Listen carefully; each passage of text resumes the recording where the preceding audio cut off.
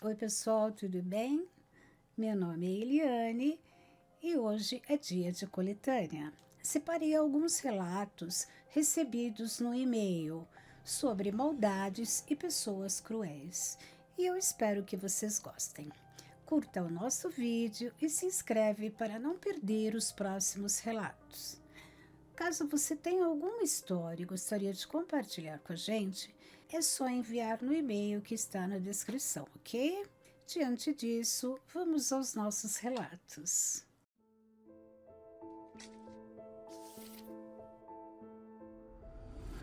Relato 1. Ela fingiu ser minha amiga só para destruir meu casamento. Oi, tudo bem? Pode ler esse relato tranquilo, só peço para manter meu anonimato. Eu sou mulher, tenho 38 anos hoje, e isso aconteceu quando eu tinha 31. Eu não vou dizer cidade, profissão, nem nada muito específico, porque depois de alguns anos ainda existem pessoas em comum que poderiam juntar as peças. Eu não vou contar uma história sobrenatural. Não teve vulto, não teve espírito, não teve casa assombrada. Mas, sinceramente, eu acho que existem pessoas que assustam muito mais do que qualquer fantasma.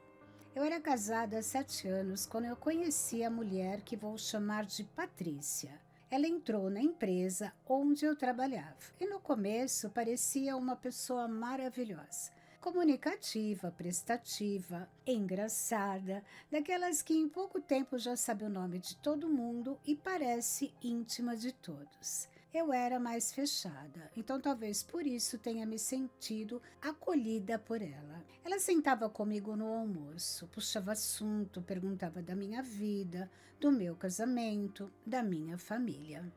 No começo, achei estranho tanta curiosidade, mas fui baixando a guarda. Eu não tinha muitas amigas naquela época. Minha rotina era casa, trabalho, mercado, contas e cansaço. Ela parecia uma presença leve. Eu contei coisas que não deveria ter contado. Falei que meu casamento estava meio frio. Falei que eu e meu marido brigávamos por bobagens. Falei que eu tinha medo dele estar se afastando. Nada absurdo, coisa que muita mulher casada sente em algum momento, mas que nas mãos erradas vira munição. A Patrícia ouvia tudo com atenção. Ela dizia: amiga, você merece mais. Homem, quando começa a esfriar, é porque tem coisa. Eu não quero colocar coisa na sua cabeça, mas fica esperta. E eu ficava. O problema é que ela também foi se aproximando do meu marido. No começo era por minha causa. Ela ia em alguns aniversários, churrascos, encontros com colegas. Meu marido, que vou chamar de André, sempre foi educado, conversava com todo mundo. Eu nunca vi nada estranho. Mas ela começou a elogiar ele demais. Seu marido é muito diferente dos outros. Você tem sorte, viu? Se fosse meu, eu não deixava solto. Ela falava rindo. Eu ria também. Hoje, quando lembro, sinto vergonha de ter rido. Com o tempo, coisas estranhas começaram a acontecer. Meu marido passou a receber mensagens anônimas dizendo que eu falava mal dele no trabalho.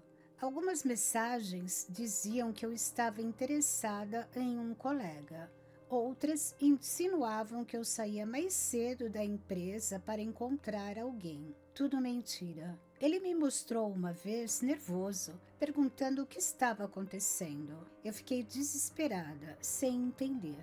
A Patrícia foi a primeira pessoa para quem contei, e ela se fez de indignada. Meu Deus, quem faria isso com você? Mas ao mesmo tempo jogava lenha. Só toma cuidado, porque homem quando começa a desconfiar, fica perigoso. Talvez alguém tenha visto alguma coisa e interpretou errado. Ela sempre deixava uma fresta. Nunca dizia diretamente que eu era culpada, mas também nunca me defendia por completo. Em pouco tempo, meu casamento virou um inferno. André começou a desconfiar de mim. Eu comecei a desconfiar dele. Brigas que antes eram pequenas viraram discussões enormes. Ele queria ver meu celular. Eu ficava ofendida. Eu queria saber quem estava mandando mensagens. Ele achava que eu estava desviando o assunto. E a Patrícia estava sempre ali, me consolando ou fingindo. Um dia ela me disse que tinha visto André conversando com uma mulher em um posto de gasolina. Disse que não queria me magoar, mas achou suspeito. Eu fiquei louca. Fui tirar satisfação com ele. Ele negou. Brigamos feio. Depois descobri que naquele dia ele estava em outra cidade trabalhando, com nota fiscal e tudo. Ela inventou. Mas eu ainda não tinha entendido. A verdade só apareceu porque uma colega da empresa, que nunca foi muito próxima de mim, me chamou no banheiro e falou: "Você precisa tomar cuidado com a Patrícia." Eu perguntei o motivo. Ela disse que tinha visto a Patrícia usando outro chip de celular no estacionamento e que uma vez ouviu ela rindo com outra pessoa e dizendo que casamento bom demais dá nojo. Eu não queria acreditar, mas comecei a observar. E aí tudo apareceu. Peguei o celular dela uma vez, sem orgulho nenhum disso, quando ela deixou em cima da mesa do refeitório e saiu. Não precisei nem procurar muito. Havia prints e conversas minhas com ela, áudios meus desabafando e mensagens enviadas para números desconhecidos. Algumas eram exatamente as frases que meu marido tinha recebido. Ela estava criando o inferno com as próprias mãos. Quando confrontei, ela não chorou, não se explicou, não pediu desculpa. Ela só sorriu e disse: "Você falava demais." Eu senti um nojo que nunca tinha sentido. Perguntei por quê. Ela respondeu que eu tinha vida de mulher mimada, que eu reclamava de barriga cheia, que tinha marido, casa, estabilidade e ainda ficava fazendo drama. Disse que eu precisava aprender que a felicidade demais incomoda. Aquilo me quebrou. Eu mostrei tudo para André. A gente não se separou naquele momento, mas também não posso dizer que ficamos bem, porque a desconfiança já tinha entrado. A maldade dela tinha criado rachaduras que não desapareceram com a verdade. Patrícia foi demitida depois de uma investigação interna, porque ela também tinha feito coisas parecidas com outras pessoas da empresa. Descobriram que ela espalhava fofoca, manipulava mensagens, criava intriga entre colegas. Era como se ela se alimentasse do caos. Meu casamento durou mais 2 anos depois disso, mas acabou. Não por causa dela apenas, mas porque algumas feridas não fecharam direito. Quando a confiança vira campo de guerra, a gente pode até vencer a batalha, mas às vezes perde a casa mesmo assim. Hoje eu estou bem, recomecei minha vida, faço terapia, aprendi a falar menos da minha intimidade para quem conheço há pouco tempo. O que me assusta até hoje é pensar que ela não ganhou nada com aquilo. Ela não ficou com meu marido, não ficou com meu cargo, não ganhou dinheiro, não teve vantagem nenhuma. Ela só queria ver minha vida piorar. E esse tipo de maldade, para mim, é o mais difícil de entender. Porque tem gente que não quer o que você tem, só quer que você perca. Gente, que horror, né? Tem pessoas para tudo. Ninguém sabe nem a intenção dela, né? Fez porque ela é ruim, perversa, para atrapalhar a vida das pessoas, para destruir a vida das pessoas. Muito esquisito, né? É difícil de aceitar. Ainda bem que ela foi mandada embora, porque senão ela ia continuar e talvez o desastre pudesse ter sido até maior. Mas bora para o nosso relato 2. Minha própria tia roubou minha vida por quase 3 anos. Oi, Eliane, tudo bem? Gostaria de compartilhar minha história com você e seu público. Essa história não tem nada de sobrenatural. É só ganância, frieza e uma maldade silenciosa, daquelas que a pessoa faz olhando no seu rosto, tomando café na sua casa e perguntando se você está bem.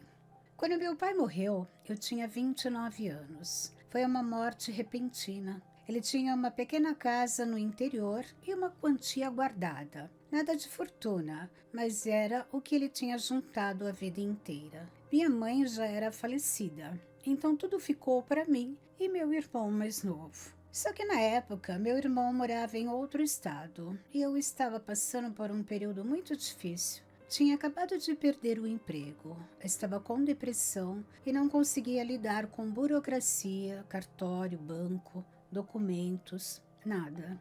Foi aí que minha tia, irmã do meu pai, apareceu como salvadora. Vou chamar ela de Lúcia. Ela dizia: "Deixa que eu resolva essas coisas para você. Você não está bem, minha filha." Seu pai confiava em mim e eu confiei. Ela me levava para assinar papéis. Dizia que eram documentos do inventário, autorização para agilizar coisas do banco. Eu assinava sem entender direito. Às vezes perguntava e ela respondia com paciência. É só formalidade.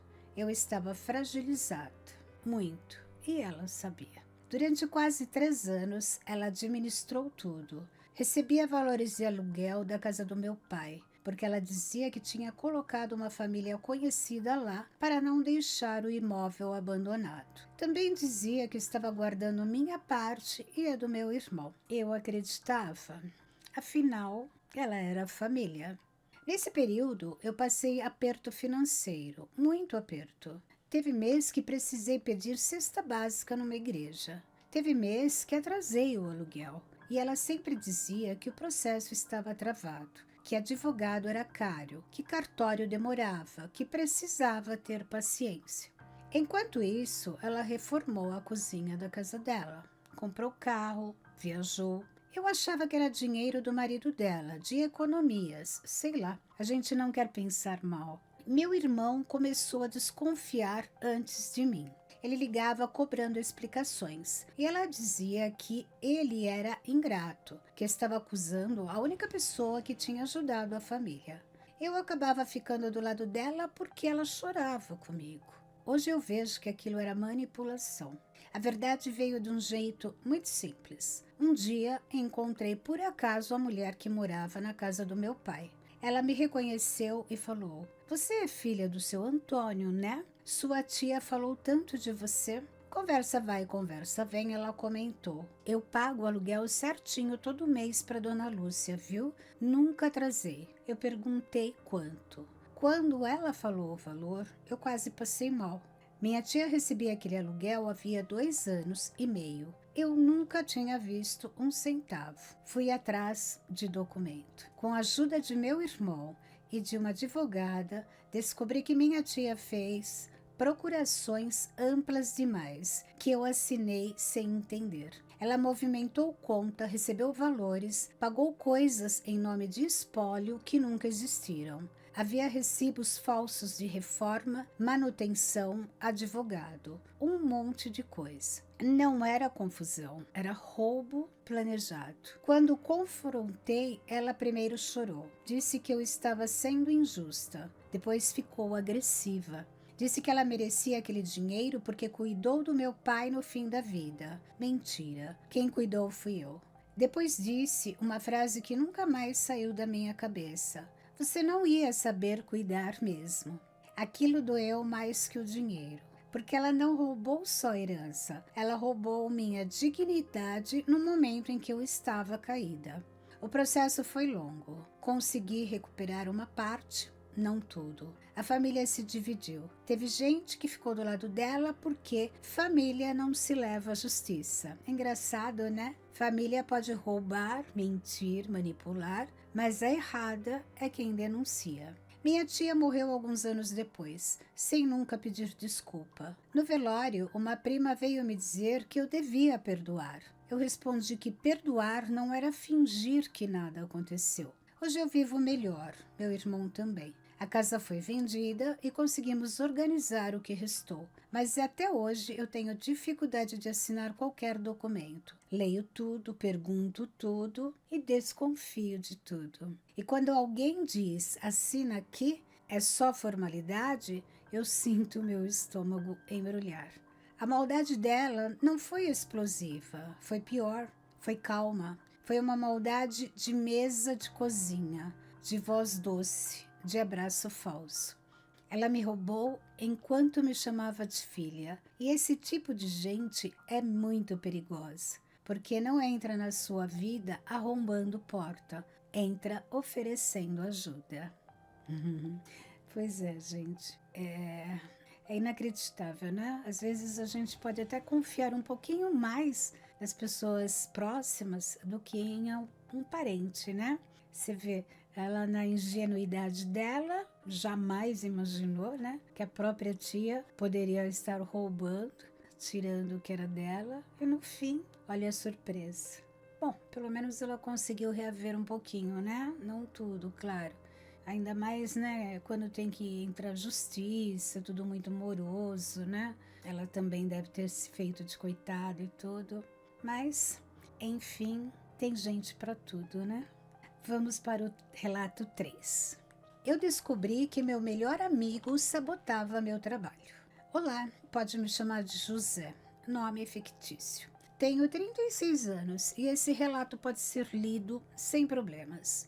Eu passei por uma maldade que, olhando de fora, parece pequena, perto de outras histórias. Não teve morte, não teve tragédia familiar, não teve golpe milionário, mas quase destruiu minha autoestima e minha carreira. E o pior veio do meu melhor amigo. Vou chamar ele de Caio. A gente se conheceu na faculdade. Mesma turma, mesmos amigos, mesmos rolês. Depois nos formamos e acabamos indo trabalhar em áreas parecidas. Ele sempre foi mais extrovertido, mais político. Eu era mais técnico, mais quieto. A gente se completava bem, pelo menos eu achava.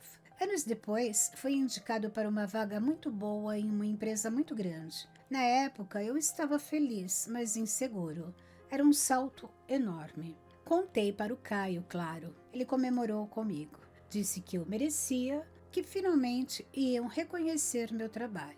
Pouco tempo depois, a empresa também abriu vaga em outra área e eu indiquei ele. Achei que estava ajudando um amigo. Ele entrou. Nos primeiros meses foi ótimo. Almoçávamos juntos, íamos embora juntos, trocávamos ideias sobre projetos. Só que aos poucos comecei a perceber que minha imagem na empresa estava ficando estranha. Pessoas me tratavam com uma reserva que eu não entendia. Meu chefe começou a revisar tudo o que eu fazia com um cuidado exagerado. Colegas deixavam de me chamar para reuniões. Comentários meus eram ignorados até outra pessoa repetir a mesma ideia. Eu achava que era adaptação. Depois começaram os erros. Arquivos que eu tinha certeza que enviei sumiam de pastas compartilhadas. Versões antigas de documentos apareciam no lugar das novas. E-mails importantes não chegavam para mim. Mas depois alguém dizia que eu estava com cópia. Eu comecei a parecer desorganizado. Isso mexeu comigo e muito. Eu sempre fui responsável, nunca fui gênio, mas sempre fui correto. E de repente eu parecia incompetente. Caio era a pessoa que me consolava. Dizia, cara, empresa grande é assim. Seu chefe deve estar pegando no seu pé. Talvez você esteja se cobrando demais. Mas, ao mesmo tempo, eu percebia que ele estava crescendo, sendo elogiado, chamado para reuniões, ganhando espaço, e eu ficando para trás. A virada aconteceu quando uma colega do TI, que eu mal conhecia, me chamou no café e perguntou: "Você e o Caio são amigos mesmo?" Eu disse que sim. Ela respondeu: "Então conversa com ele sobre os acessos." Meu corpo gelou. Fui atrás. Descobri que, por causa de uma configuração antiga de projeto, Caio tinha acesso a algumas pastas minha. Ele sabia e usava isso. Mexia em arquivos, alterava datas, removia anexos, encaminhava versões erradas para pessoas estratégicas. Não era sempre, porque se fosse muito óbvio, alguém perceberia. Era calculado. Pequenas sabotagens espaçadas, o suficiente para me fazer parecer pouco confiável. E tinha mais. Ele falava de mim para outros colegas. Dizia que eu era bom, mas emocionalmente instável, que eu tinha dificuldade com pressão, que ele me conhecia da faculdade e sabia que eu às vezes viajava, sempre com um tom de falso cuidado. Quando confrontei, ele negou. Negou com tanta calma que por um segundo eu quase duvidei de mim. Mas eu tinha evidências, logs de acesso, arquivos restaurados, e-mails encaminhados. Quando ele percebeu que eu tinha prova, mudou o tom. Disse que era competição saudável, que eu estava levando tudo para o pessoal. Depois disse que eu tinha entrado na empresa primeiro e que me achava sempre melhor que ele. Eu fiquei em choque, porque eu nunca me achei melhor. Eu indiquei ele. Ele entrou por minha causa. A empresa investigou. Ele foi desligado, mas não por justa causa, porque essas coisas às vezes são abafadas para evitar escândalo. Eu continuei lá, mas já estava quebrado por dentro. Mesmo provando que fui sabotado, demorei muito para recuperar minha confiança. Por meses, eu revisava tudo 5 vezes, salvava cada cópia de arquivo. Tinha medo de parecer incompetente. Entrei em terapia porque comecei a ter crise de ansiedade antes de reunião. Hoje estou bem melhor. Mudei de empresa, cresci na carreira, consegui reconstruir minha imagem, mas nunca fui o mesmo em ambiente de trabalho. O Caio tentou contato uma vez, anos depois. Mandou mensagem dizendo que estava arrependido, que era uma fase ruim, que se sentia ameaçado por mim. Eu não respondi. Tem gente que acha que inveja é só querer que o outro tem, mas às vezes inveja é olhar para alguém que te ajudou e pensar, por que ele e não eu? A maldade dele foi essa. Ele não queria só crescer, queria que eu diminuísse. E durante um tempo ele conseguiu. Bom, é isso, pessoal. Espero que leia meu relato e muito obrigada. Gente do céu, a inveja, sentimento horrível. Eu acho assim, tem espaço para todo mundo, né? Entendeu? Bacana, né? Colocou ele lá na empresa também, né? Para que ele também tivesse oportunidades de crescer. Mas a mesquinhez, né? Olho gordo, não dá para se conformar, né? Em ver que o amigo está melhorando, subindo, tendo consideração dentro da empresa. E ele, talvez um pouco ainda estagnado, mas tem espaço para todo mundo. Mas inveja isso. E a gente tem que sempre ficar muito de olho aberto em relação às pessoas que estão ao nosso redor. E agora vamos para o relato 4, nosso último de hoje. Minha madrasta destruiu a relação entre meu pai e eu antes dele morrer. Oi, não diga meu nome, por favor. Esse é o relato mais difícil que eu já tentei escrever. Eu já escrevi e apaguei tantas vezes que perdi a conta. O que aconteceu comigo foi maldade humana pura. Daquelas que não fazem barulho no começo, mas quando você percebe, já levou embora anos que nunca voltam. Meu pai era meu melhor amigo. Eu sei que muita gente fala isso, mas no meu caso era verdade. Minha mãe morreu quando eu tinha 12 anos e meu pai me criou praticamente sozinho. Ele era um homem simples, trabalhador, meio bruto às vezes, mas muito amoroso do jeito dele. A gente tinha uma relação linda. Ele me levava para a escola, fazia comida ruim tentando acertar, aprendia a prender o meu cabelo vendo vizinha fazer. Quando fiquei mocinha, ele ficou todo sem jeito, mas comprou absorvente, chocolate e falou: não sei direito o que fazer, mas eu tô aqui. Eu cresci sabendo que podia contar com ele. Quando eu tinha 24 anos, ele conheceu a mulher que vou chamar de Sônia. No começo, eu gostei dela. Meu pai estava sozinho há muito tempo e eu queria que ele fosse feliz. Sônia parecia educada, carinhosa, cuidadosa. Ela me tratava bem. Dizia que não queria ocupar o lugar da minha mãe, que só queria fazer meu pai feliz. E eu acreditei. O namoro virou casamento. E aí, devagar, tudo mudou. Primeiro, ela começou a controlar a rotina dele. Nada agressivo, era sempre disfarçado de cuidado. Seu pai precisa descansar. Seu pai não pode ficar resolvendo o problema dos outros. Seu pai agora tem uma casa para cuidar. Aos poucos, minhas visitas começaram a incomodar. Se eu aparecia sem avisar, ela dizia que ele estava cansado. Se eu ligava, ela atendia e falava que ele estava ocupado. Se eu convidava para almoçar, ela dizia que já tinha um compromisso. Meu pai no começo tentava equilibrar, mas ele era um homem simples, não gostava de conflito. E a Sônia era muito boa em transformar qualquer coisa numa cena de sofrimento. Ela chorava dizendo que eu não aceitava a felicidade dele. Dizia que eu queria mandar na casa. Dizia que eu tratava ela como intrusa. Nada disso era verdade. Eu queria só continuar sendo filha.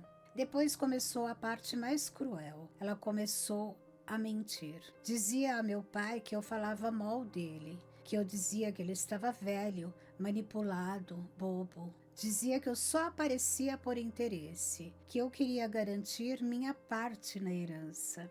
Eu nunca falei isso, nunca. Mas meu pai foi ficando diferente comigo, mais frio, mais distante. Eu percebi que ele me olhava tentando descobrir se eu era a mesma pessoa que a Sônia descrevia. Isso me matava. Eu tentava conversar, mas ele se fechava. Dizia: "Você e a Sônia precisam se entender." Como se fosse uma briga igual dos dois lados. Não era. Era uma campanha silenciosa. Sônia também mexia nas minhas mensagens. Depois descobri que ela apagava ligações minhas do celular dele. Bloqueou meu número uma vez e disse que foi sem querer. Quando eu mandava presente de aniversário ou Dia dos Pais, ela escondia ou dizia que eu tinha comprado qualquer coisa. O pior aconteceu quando meu pai ficou doente. Ele teve um problema cardíaco e precisou de acompanhamento. Eu quis estar perto, claro, quis levar em consulta, organizar remédio, ajudar com comida. Ela me afastou. Dizia que já estava cuidando de tudo. Quando eu insistia, ela falava para parentes que eu estava estressando meu pai, que minha presença fazia mal para ele. Algumas pessoas acreditaram, outras ficaram em cima do muro, que às vezes é a mesma coisa que escolher o lado de quem mente melhor.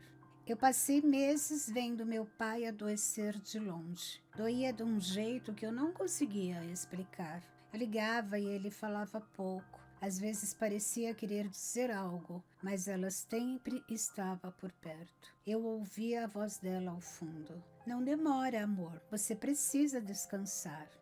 Um dia fui até a casa sem avisar. Ela demorou para abrir o portão. Quando abriu, disse que ele estava dormindo. Eu pedi para entrar. Ela não deixou. Eu comecei a chorar no portão, dizendo que queria ver meu pai. Ela falou baixo, com uma calma que me dá nojo até hoje. "Ele não quer te ver assim. Você faz mal para ele." Eu fui embora destruída. 2 semanas depois, meu pai foi internado. Ninguém me avisou. Eu descobri por uma prima, quase por acaso. Quando cheguei ao hospital, ele já estava na UTI. Eu não pude entrar naquele horário. Fiquei no corredor esperando. Sônia estava lá, com cara de viúva antes da hora. Ela me olhou e disse: "Agora não adianta fazer cena." Eu acho que nunca senti tanto ódio de alguém. Meu pai morreu 3 dias depois. Eu consegui vê-lo uma vez antes. Uma vez. Ele estava fraco, cheio de aparelho, mas consciente por alguns minutos. Quando me viu, chorou. Eu segurei a mão dele. Ele tentou falar, mas a voz quase não saía. Eu cheguei perto e ouvi. "Achei que você tinha me esquecido." Aquilo acabou comigo. Eu disse que nunca, que eu ligava, que eu ia atrás, que eu tentava. Ele chorou mais. Não deu tempo de explicar tudo. Ele apertou minha mão e disse: "Desculpa." Foi a última conversa que tive com meu pai. Depois da morte, veio a segunda facada. Descobri que ele tinha alterado documentos, beneficiando Sônia em quase tudo. Não estou falando de querer tirar o direito dela, porque ela era esposa, mas havia coisas que eram da minha mãe, objetos de família, uma casa pequena que meus avós tinham deixado e que meu pai sempre disse que seria minha. tudo tinha sido mexido. E eu tenho certeza que não foi ideia dele sozinho. Entrei na justiça por algumas coisas, mas desisti de outras. Eu estava sem força. Lutar por objeto quando você perdeu a chance de se despedir de verdade de quem amava é uma humilhação diferente. O desfecho dela, Sônia ficou com boa parte das coisas. Por um tempo, pareceu que venceu. Vendeu o carro, vendeu móveis, ficou na casa. Postava fotos sorrindo, fazendo textão sobre amor eterno e saudade do meu grande companheiro. Eu via aquilo e passava mal, mas a vida tem voltas estranhas. Poucos anos depois, ela se envolveu com outro homem, um homem mais novo. Pelo que soube, ele fez com ela algo parecido. Isolou, controlou, gastou o dinheiro dela e foi embora. Ela perdeu quase tudo. Hoje vive de favor com uma irmã. Eu não comemoro, mas também não sinto pena. O que ela fez comigo não tem conserto, porque dinheiro, casa, objeto, tudo isso é secundário. Ela me roubou por tempo. Ela me roubou meu pai vivo. Ela colocou mentiras entre nós, num período em que ele precisava de paz e eu precisava estar perto. E o mais cruel é que meu pai morreu achando, pelo menos em parte, que eu tinha abandonado ele. Isso é uma dor que eu vou carregar até o fim da vida. Eu faço terapia até hoje. Tenho dias bons, tenho família, tenho filhos, trabalho, eu vivo. Mas em datas como Dia dos Pais, aniversário dele, Natal, ainda vem aquele pensamento. E se eu tivesse brigado mais? E se eu tivesse invadido aquela casa? E se eu tivesse descoberto antes? Todo mundo fala que não é culpa minha. Eu tento acreditar. Mas a maldade de gente como a Sônia é justamente essa. Ela não destrói só o momento, ela deixa perguntas que passam anos te machucando. Se esse relato for lido, eu queria que alguém esteja ouvindo prestasse atenção. Quando uma pessoa começa a isolar alguém da família inteira, controlar telefone, controlar visita, controlar versão da história, isso não é cuidado, é sequestro emocional. Eu perdi meu pai antes dele morrer, e essa foi a maior maldade que alguém já fez comigo. E é aquilo, né? Ela fez, né? Só que ela também teve o retorno, né? É aquilo que dizem, né? Que o mundo, ele não gira, ele capota, não é? A lei do retorno tá aí, para todos. Ela também teve a dela. A gente só lamenta o fato de o pai dela ter falecido, né? E faleceu triste, porque ele foi enganado. É uma pena. Mas, gente, eu espero que vocês tenham gostado. Curtam o nosso vídeo, se inscrevam para não perder os próximos vídeos, tá? Até breve. Fiquem com Deus.